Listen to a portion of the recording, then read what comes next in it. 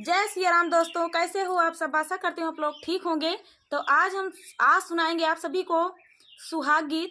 बहुत ही प्यारा सुहाग गीत है, राम और सीता जी का सुहाग गीत है। फुलवाज करके सुनना, बहुत ही अच्छा सुहाग गीत है। तो फुलवाज करके सुनना, बहुत ही प्यारा सुहाग गीत है।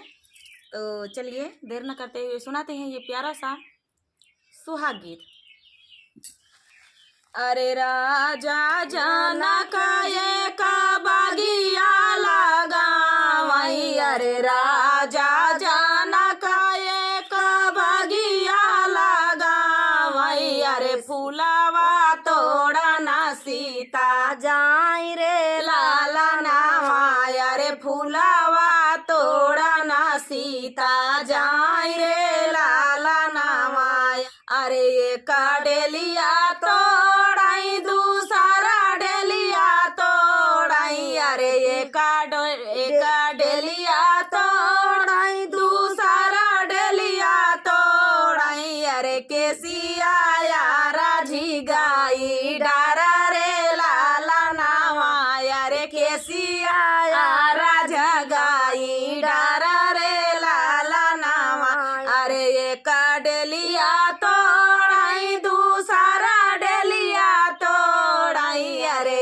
एक डेलिया तोड़ाई दूसरा डेलिया तोड़ाई, अरे केसिया राजा गाई डारा रे लाला नामा, अरे केसिया राजी गाई डारा रे लाला नामा।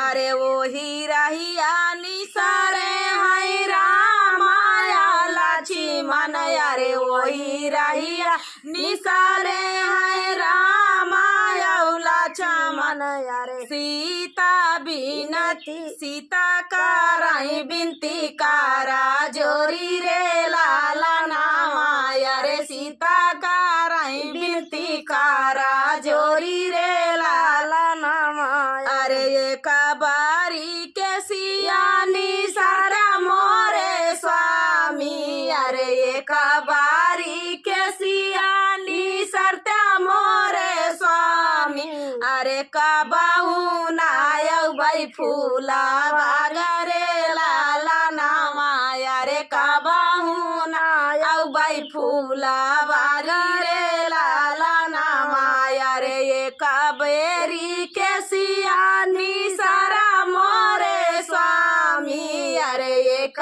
बेरी के सियानी सारा मोरे स्वामी, अरे कबाहू नायक भाई फूला बारी रे लाला नामाय, अरे कबाहू नायक भाई फूला बारी रे लाला नामाय। अरे काई से का के सियानी सारी मोरे सीता, अरे काई से का के सियानी सारी मोरे सीता, अरे देखी है सहारावा कई लोग रे लाला नामाय, अरे देखी है जनकपुर कई लोग रे लाला नामाय। अरे काई से का के सियानी सारे मोरी सीता, अरे काई से का के सियानी सारी मोरी सीता,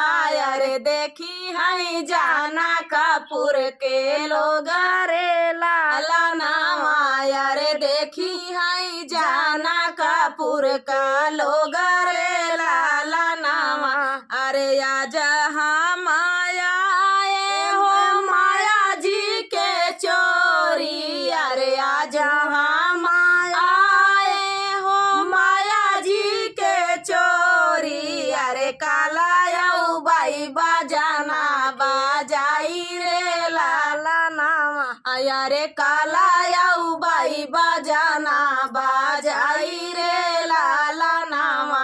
अरे आजू हम आए सीता माया जी के चोरी, अरे आजू हम आए सीता माया जी के चोरी, अरे काला बाई बाजाना बाजाई रे लाला नामा, अरे काला बाई बाजाना बाजा जाई रे लाला नामा अरे राजा जनक एक बगिया लगावई अरे राजा जनक एक बगिया लगावई अरे फूलावा तोड़ा ना सीता जाई रे लाला नामा अरे फूलावा तोड़ा ना सीता जाई रे लाला नामा।